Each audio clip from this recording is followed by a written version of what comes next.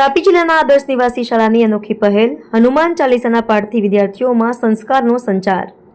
તાપી જિલ્લાના ઉચ્છલ, નિઝર તથા કુકરમુંડા આદર્શ નિવાસી શાળાએ વિદ્યાર્થીઓને સંસ્કારસભર બનાવવાના હેતુસર અનોખી પહેલ કરી છે।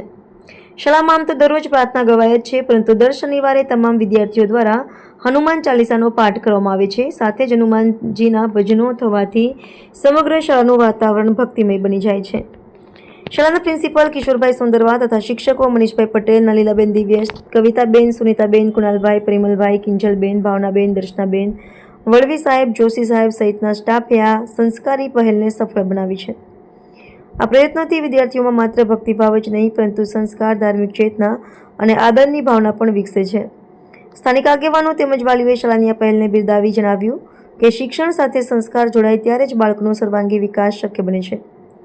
આ રીતે તાપી જિલ્લાના આદર્શ નિવાસી શાળાએ સમાજને એક ઉત્તમ સંદેશ આપ્યો છે કે સાચું શિક્ષણ એટલે જ્ઞાન સાથે સંસ્કારનું સંયોજન। રિપોર્ટર હાર્દિક જોશી, સોનગઢ।